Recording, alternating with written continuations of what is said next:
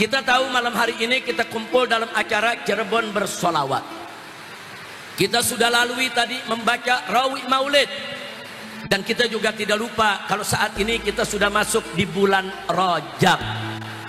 Bulan Isra Mi'rajnya Nabi kita Sayyiduna Muhammad Sallallahu Alaihi Wasallam. Cerita soal Isra Mi'raj kita juga sudah sama tahu.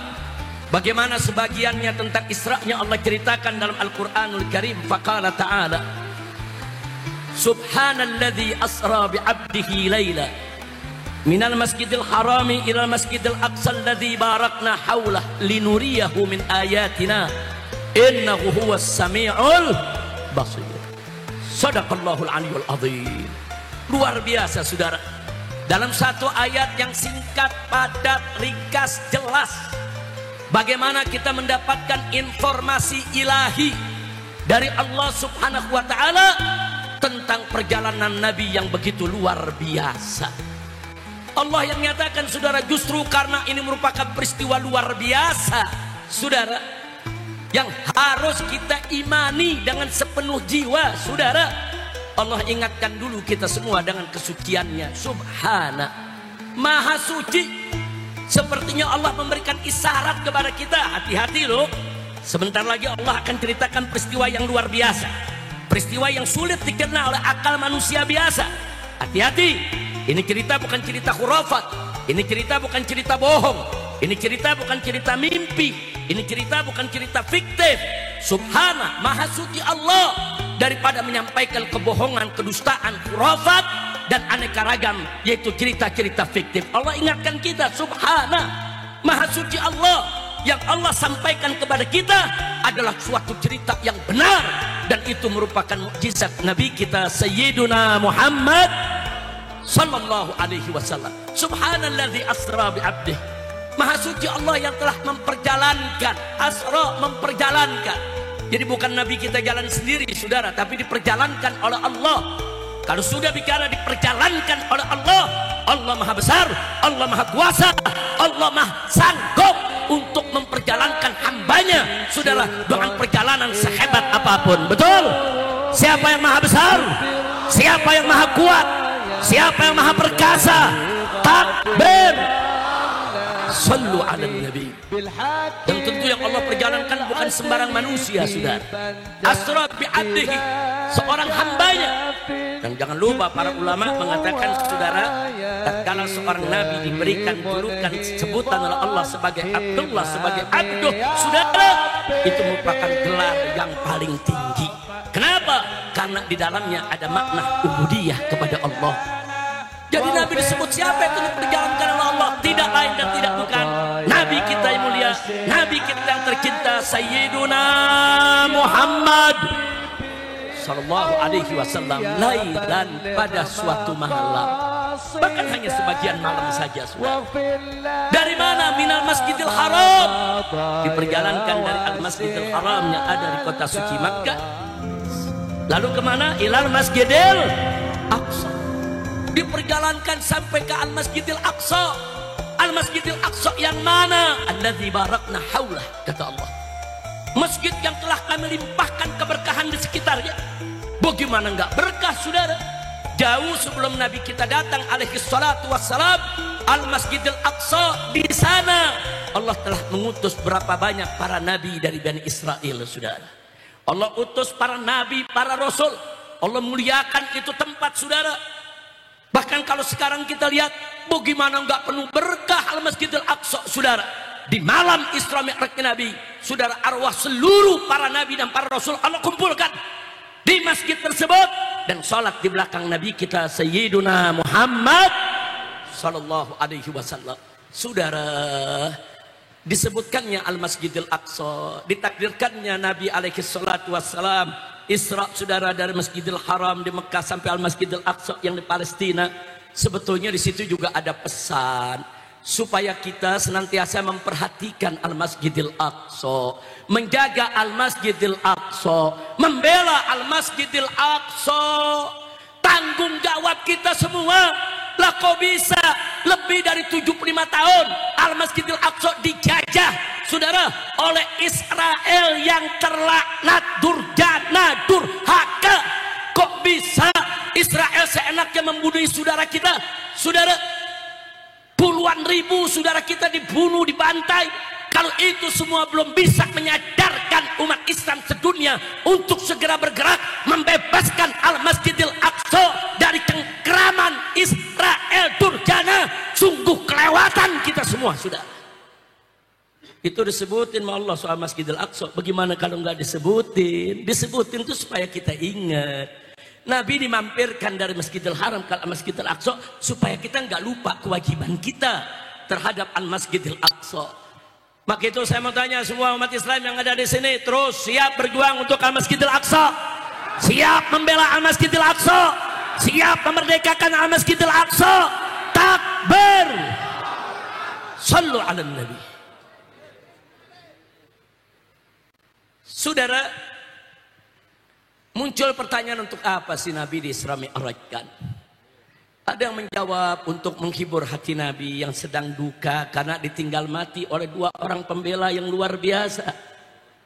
Saudara, yang pertama adalah Sayyidatuna Khadijah Al-Kubra, istri beliau yang telah mengorbankan seluruh harta benda, tenaga dan pikirannya, seluruh hidupnya untuk berjuang bersama Nabi. Begitu juga pamannya Abu Talib.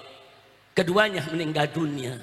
Begitu keduanya meninggal dunia, orang-orang kafir Quraisy mulai berani mengusik Nabi secara fisik, saudara.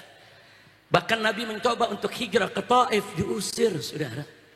Ya, itu tahun duka.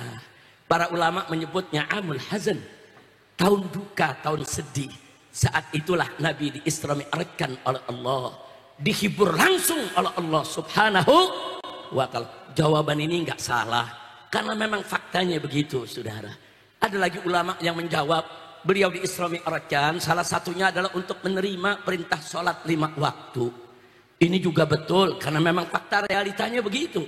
Nabi mendapatkan perintah sholat 5 waktu, saudara, untuk umatnya pada saat beliau Isra dan Mi'raj. Tapi terlepas dari semua pendapat, kita kembali kepada Al-Quran. Allah nyatakan, linuriyahu min ayatina, untuk kami perlihatkan kepada beliau, yaitu Nabi Muhammad sallallahu alaihi wasallam, dan juga kepada seluruh umatnya, min ayatina, sebagian dari tanda-tanda kebesaran kami.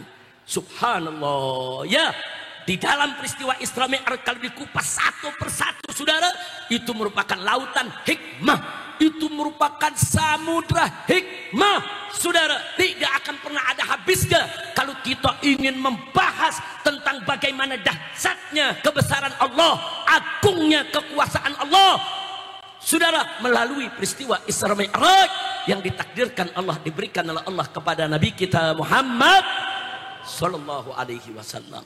Nah, makanya tentunya nggak mungkin kalau malam ini kita harus membahas bagaimana tentang keagungan-keagungan tersebut yang begitu banyak, nggak bakal habis, saudara. 1 jam, 2 jam, setahun, 2 tahun mengarang kitab, puluhan jilid kitab, saudara.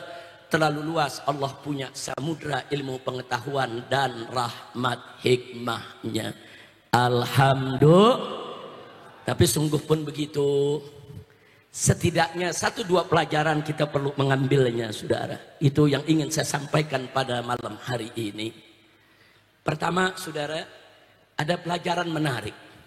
Kita tahu dalam peristiwa Isra Mi'raj Nabi, sebelum Nabi diperjalankan, saudara, dada beliau dibelah dulu oleh malaikat Jibril alaihissalam yang didampingi dengan malaikat Mikail, saudara. Dibedah, saudara, kita tahu ceritanya, saudara, bagaimana Allah memasukkan dalam hatinya hikmah, ilmu, dan lain sebagainya. Bukan itu yang ingin saya bahas, saudara. Tapi yuk kita lihat, saudara.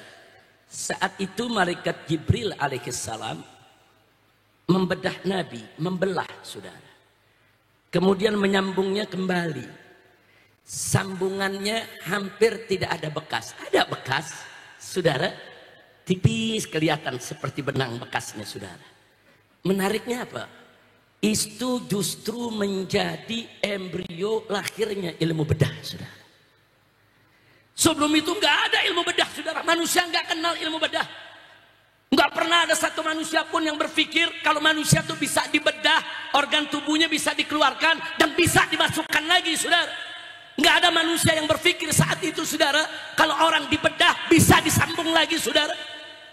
Tapi malaikat Jibril dengan izin Allah, saudara, menunjukkan kepada umat manusia lewat Nabi kita Muhammad Sallallahu Alaihi Wasallam, ternyata manusia bisa dibedah, bisa dibelah, bisa disambung lagi, saudara. Yang dikeluarkan bisa dimasukkan lagi. Dari situlah ulama-ulama kaum muslimin, para atibba, para dokter-dokter pertama kaum muslimin mulai mempelajari ilmu bedah, saudara. Apakah itu ilmu khusus malaikat Jibril saja atau manusia juga bisa memiliki ilmu semacam itu? Mereka pelajari, mulailah mereka bisa membedah orang, saudara. Ya, dari mulai jahitan yang kasar, awalnya jahitan kasar, saudara. Kalau orang dibedah, jahitannya kayak jahitan karung, saudara. Bekasnya tuh di dada kayak jahitan karung, di perut kayak jahitan karung. Makin lama jahitannya makin halus.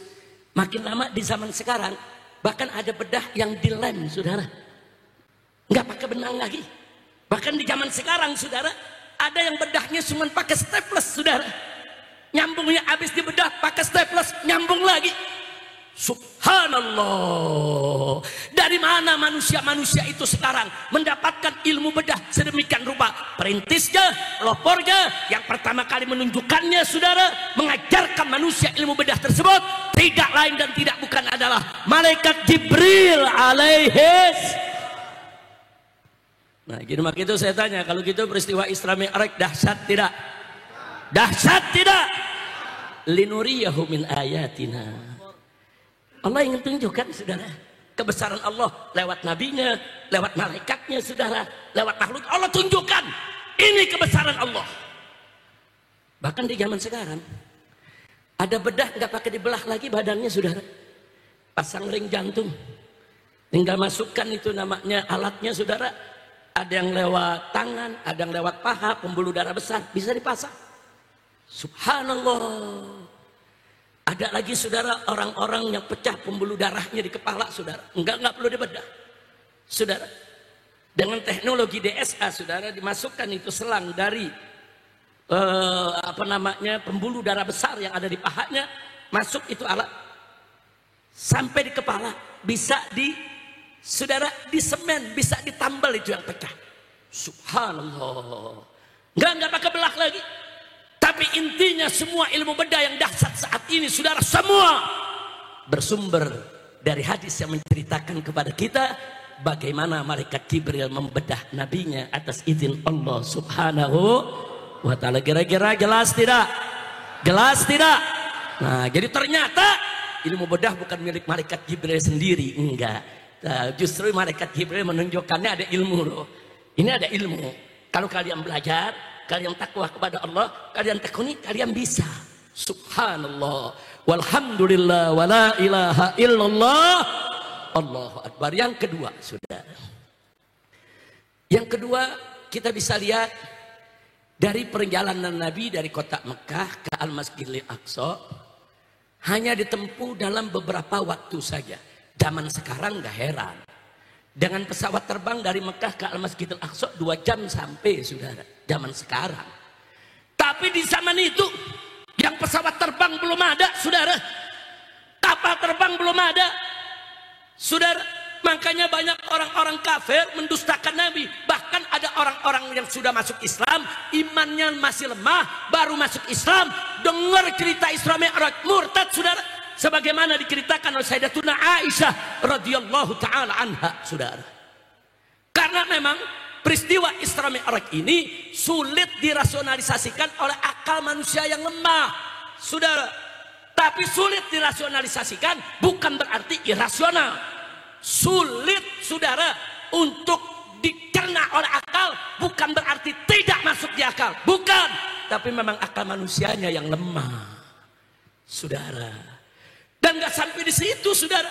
Untuk bisa menerima kebenaran peristiwa Isra Mi'raj, nggak cukup hanya dengan ilmu dan akal saja, tapi di sana harus ada iman. Makanya kita lihat, kalau orang-orang kafir bertanya kepada Sayyidina Abu Bakar Siddiq radhiyallahu anhu, saudara, Apa kata orang-orang kafir kepada Sayyidina Abu Bakar setelah mendengar cerita Nabi soal Isra Mi'raj? Mereka katakan, ya Abu Bakrin, hal tusaddiqu kadba Muhammadin? Hei Abu Bakar, apa kamu masih percaya dengan bohongnya Muhammad, dengan dustanya Muhammad? Mana ada perjalanan dari Mekah ini ke Al-Masjidil Aqsa, ke Palestina sana hanya dalam sebagian malam? Kau tahu ya Abu Bakar, kita semua sama tahu, perjalanan dengan unta saja 15 hari 15 malam baru sampai. Pulang pergi 1 bulan. Itu kalau nggak berhenti di tengah jalan, saudara. Mana mungkin Muhammad bisa menempuhnya hanya dalam sebagian malam? Atau sedih ada ya Abu Bakar? Apa kau percaya dengan cerita bohong ini? Masya Allah. Kalau orang-orang yang baru masuk Islam, imannya lemah, ditanya begitu oleh kafir Quraisy, goyang, saudara. Tapi ini yang ditanya bukan sembarang sahabat. Sayyiduna Abu Bakar Siddiq radhiyallahu an. Apa beliau jawab? Luar biasa jawabannya, saudara. Beliau katakan kepada orang-orang kafir Quraisy, apa beliau katakan? Lau qala Muhammadun ab'ada min dzalik wallahi la saddaqtu. Singkat beliau katakan, andai kata kekasihku Muhammad bercerita lebih dahsyat dari Isra Mi'raj, lebih luar biasa daripada Isra Mi'raj, selama Muhammad yang bercerita, wallahi, demi Allah, pasti aku percaya dan membenarkannya. Takbir. Saya mau jawab, ini yang jawab ilmu apa iman? Sebab ilmu belum sampai saat itu, saudara. Ilmu perjalanan jauh dalam waktu cepat belum sampai. Ilmu manusia belum sampai, saudara. Tapi iman Abu Bakar Siddiq sudah mendahului ilmu kita yang baru kita temukan zaman ini, saudara. Iman. Iman ini ajaib, saudara. Iman. Saudara bisa menerima yang akal belum sampai. Iman bisa menerima, saudara, yang kita punya, saudara, hawas, saudara, yang kita punya mata, telinga belum mendengar, mata belum lihat, tapi dengan iman kita bisa menerima itu semua, saudara. Kita percaya surga neraka ada walaupun kita nggak pernah lihat. Kita percaya, saudara, dosa pahala itu ada walaupun kita belum lihat. Kenapa? Semua dijawab dengan, makanya Abu Bakar Siddiq dijuluki As-Siddiq. Kenapa dijuluki As-Siddiq? Karena beliau, saudara, membenarkan Nabi tatkala orang lain mendustakannya. Percaya kepada cerita Nabi tatkala orang lain mendustakan Nabi. Nah, kira-kira jelas tidak? Nah, tapi zaman sekarang, saudara, perjalanan dari Mekah ke Masjidil Aqsa bisa ditempuh dalam waktu yang singkat, bukan aneh lagi bagi kita di zaman sekarang. Nah, jadi kalau kita sekarang manusia biasa bisa menciptakan, saudara, satu kendaraan yang namanya pesawat terbang, kita bisa jalan jauh dalam waktu yang singkat. Bagaimana Allah? Apa iya Allah nggak mampu menciptakan satu kendaraan yang kecepatannya sedemikian rupa? Itulah yang Allah kirimkan kepada Nabi dengan nama Al-Buraq. Kenapa disebut buraq? Karena kecepatannya bagaikan barq, bagaikan kilat, saudara, makanya disebut buraq. Kalau manusia mampu menciptakan pesawat supersonik, saudara, pesawat yang begitu cepat, Allah lebih mampu menciptakan satu kendaraan yang kekuatannya luar biasa. Dan terbukti dulu sulit orang memahaminya, tapi sekarang orang bisa menguraikannya dengan teknologi. Alhamdulillah. Kira-kira jelas tidak? Artinya apa? Dengan adanya kendaraan buraq, saudara, itu membuat umat manusia berpikir, ulama-ulama kaum muslimin berpikir, kalau Allah mengirimkan satu kendaraan super cepat, apakah kita manusia bisa menciptakan kendaraan yang cepat? Dipancing sampai akhirnya para ulama menemukan sepeda, menemukan motor, menemukan mobil, menemukan kereta, menemukan pesawat terbang, sampai menemukan pesawat orang alik, saudara. Alhamdulillah. Kira-kira jelas tidak? Jadi saya tanya sekali lagi, kalau gitu peristiwa Isra Mi'raj itu dahsyat tidak? Dahsyat tidak? Itulah tadi Allah katakan, linuriyahu min ayatina. Allah mau tunjukkan, saudara, tanda kebesarannya. Yang ketiga, saudara. Sudah atau lanjut nih? Udah apa lanjut? Ente bilang lanjut, namun nanya guru anak dulu. Baik, masih diizinin. Lanjut? Baik, sedikit lagi, saudara. Tadi udah berapa? Udah 2 itu. Sekarang yang ketiga, saudara. Yang ketiga, saudara. Dari Masjidil Aqsa, Nabi dinaikkan oleh Allah ke langit pertama, langit kedua, langit ketiga, dan seterusnya sampai ke Sidratul Muntaha. Saya tidak ingin cerita soal naiknya, saudara. Tapi dulu, saudara, tidak ada satu manusia pun bisa berpikir kalau ada makhluk akan bisa terbang ke ruang angkasa, saudara. Gak ada yang berpikir, saudara. Tahu-tahu Nabi membawa kabar, saudara, beliau tembus langit 1, 2, 3 dan seterusnya. Dan ini mendorong, memotivasi para ulama-ulama kita. Saudara, bagaimana supaya manusia ini bisa mencapai bulan, bisa mencapai planet-planet, bisa mengarungi ruang angkasa, saudara. Ya, saudara, kalau malaikat Jibril dan Mikail dengan izin Allah bisa membawa Nabi untuk menembus langit pertama dan seterusnya, ulama terpacu, saudara, dan akhirnya kita lihat, akhirnya manusia mampu ke bulan, akhirnya manusia mampu mengarungi ruang angkasa. Bahkan sampai hari ini penyelidikan ruang angkasa masih terus berjalan, saudara.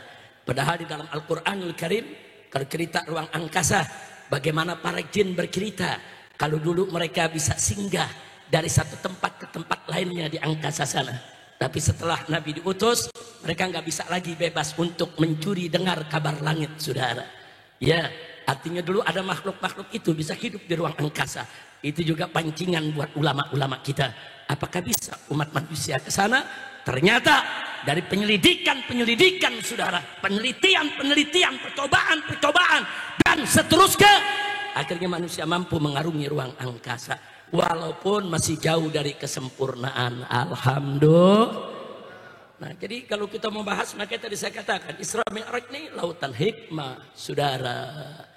Nah, makanya tega betul orang-orang liberal seenaknya mengatakan Isra Mi'raj itu kan cuman cerita fiktif dongeng buat menghibur umat Islam. Kurang ajar. Nah, begitu jangan terpengaruh dengan ajaran-ajaran liberal, saudara. Peristiwa Isra Mi'raj adalah peristiwa nyata, benar, dan itu merupakan bagian mukjizat dari Nabi kita Muhammad Sallallahu Alaihi Wasallam yang diberikan oleh Allah Subhanahu Wa Taala. Percaya dengan Isra Mi'raj? Jawab yang kompak, percaya dengan Isra Mi'raj? Yakin? Betul? Takbir? Sallu ala Nabi. Yang terakhir, saudara, dalam peristiwa Isra Mi'raj ada kejadian yang gak boleh kita abaikan dalam mengambil hikmah. Bagaimana kewajiban sholat dari 50 waktu menjadi 5 waktu. Ini akidah Ahlus Sunnah wal Jamaah. Tapi kalau anda lihat nanti di luar Ahlus Sunnah ada yang protes tuh. Nggak percaya tuh. Dari 50 jadi 5, saudara. Dengan alasan kan Allah Maha tahu umat Nabi nggak kuat 50. Kenapa nggak dikasih 50 sekaligus? Begitu kata mereka, saudara. Ini cerita bohong nih. Ini ulama-ulama hadis Ahlus Sunnah nih membual ini. Nah, padahal bukan hadisnya yang salah, emang otaknya yang bengkok, saudara. Dia nggak mampu memahami, dia nuduh para ulama Ahlus Sunnah. Nah, maka itu di sini saya mau ingatkan, saudara. Ada yang kita ingin ambil pelajaran. Allah berikan dari 50 sampai 5. Padahal Allah tahu umat Nabi nggak mampu 50 waktu. Dan Allah juga Maha tahu akhirnya akan jadi 5 saja kok. Tapi kenapa Allah takdirkan cerita tersebut yang dialami oleh Nabi dari 50 sampai 5, saudara. Dari 50 waktu sampai 5 waktu. Ada pelajaran Allah berikan. 1, Allah ingin memamerkan, saudara, di hadapan kita. Jangan lupa, salah satu nama Allah adalah Al-Mutakabbir, saudara. Dan kibria itu hanya pakaian milik Allah. Nggak ada satu makhluk pun boleh sombong kecuali Allah. Sudah Allah ingin memamerkan di hadapan hamba-hamba. Saudara, apa yang ingin dipamerkan oleh Allah? 1, Allah ingin memamerkan rahmatnya, lembutnya, dermawannya. Hei umat Muhammad, dari 50 ku berikan jadi 5. Bagaimana enggak rahmatnya Allah? Bagaimana enggak baiknya Allah? Bagaimana enggak lembutnya Allah?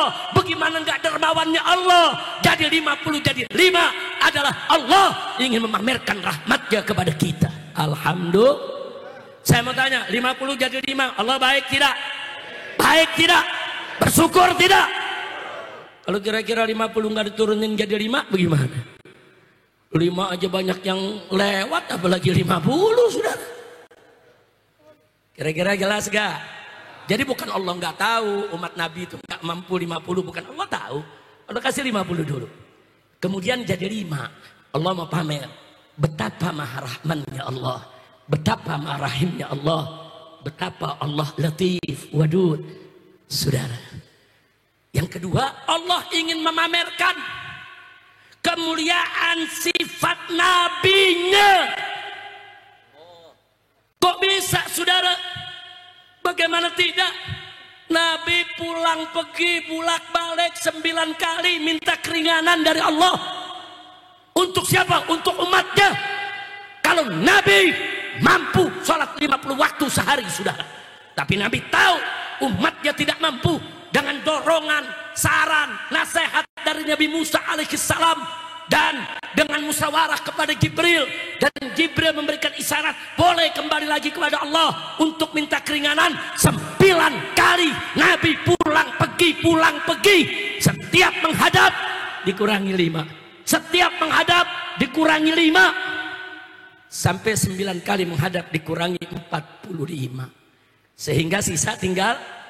Bahkan begitu sisa tinggal 5, Nabi Musa masih nyaranin minta lagi keringanan. Tapi Nabi malu, saudara. Nabi sampaikan ke Musa, cukup udah 5, aku malu.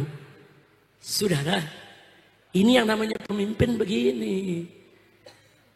Ini namanya pemimpin yang dipikirin umatnya, bukan pribadinya, saudara. Pribadi Nabi kuat 50, nggak perlu minta keringanan. Tapi demi umat, untuk umat, kasihnya dengan umat, Nabi siap walaupun harus malu, pulang pergi 9 kali sampai diringankan menjadi 5. Saya mau tanya, mulia tidak akhlak Nabi? Mulia tidak akhlak Nabi? Saudara, zaman sekarang nih, kita kena PBB mahal. Pajak, tahu pajak? Kena pajak mahal.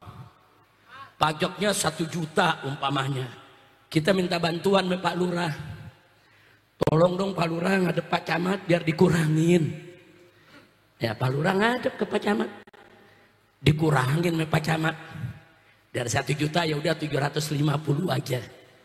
Balik lagi nih Lurah, udah kamu 750 diizinin. Minta lagi Pak Camat ngadep lagi. Pak Lurah ngadep lagi dong ke Pak Camat. Mungkin dikurangin lagi.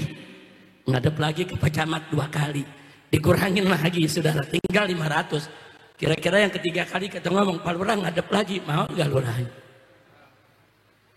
Saudara, minta keringanan kepada atasan itu, saudara, bukan sesuatu yang mudah. Pejabat di bawah minta kepada pejabat di atas kekurangan, saudara, dia harus siap malu dan dia harus siap dilabrak oleh atasannya, saudara. Kalau dia datang, kalau atasannya baik, kalau atasannya nggak baik, saudara, kalau atasannya nggak mau, cukup itu pajak, tagih aja kepada rakyat, nggak usah minta kurang-kurangi. Jadi minta kekurangan kepada yang di atas itu ada beban, saudara. Tapi Nabi nggak peduli, demi umatnya, Nabi pulang pergi, saudara. Demi umatnya, saudara, Nabi siap, saudara. Apa yang akan ditegur oleh Allah? Ternyata Allah Arhamur Rahimin. Apa permintaan nabinya diberikan, saudara. Alhamdulillah. Maka itu saya mau tanya, kalau gitu akhlak Nabi bagus tidak? Sempurna tidak? Sudah di puncak kenikmatan, saudara. Nikmat ketemu Allah, saudara, itu adalah qummatun ni'am. Puncak nikmat, lebih nikmat daripada masuk surga, lebih nikmat daripada segala kenikmatan dunia maupun akhirat. Nikmat yang tertinggi ketemu Allah. Nabi ada di puncak kenikmatan, puncak kenikmatan, tapi nggak lupa dengan umatnya di bawah, saudara. Itu pelajaran buat para pemimpin Islam. Kau lagi di puncak, jangan lupa yang bawah. Ini baru ada di puncak sedikit, udah lupa yang bawah. Ada gak? Ada gak? Ada apa banyak? Ada apa banyak? Waktu kampanye teriak, saya jadi pemimpin, pajak dihapus. Begitu jadi pemimpin, pajak berkali lipat. Kacau tidak? Kacau tidak? Lagi kampanye datang ke kiai, cium tangan bolak-balik. Kadang-kadang dengkul kiai ikut dikium. Begitu udah jadi pesantren kiai mau ditutup. Kacau tidak? Kacau tidak? Jawab yang kompak, kacau tidak? Nah makanya yuk kita melihat sejarah Nabi. Ternyata Nabi, saudara, ada di puncak nikmat. Lupa tidak dengan umat? Meninggalkan umat tidak? Tetap memperjuangkan umat, betul? Kalau begitu saya mau tanya, Nabi kita mulia tidak? Bagus tidak? Itulah yang Allah ingin pamerkan kepada kita melalui peristiwa Isra.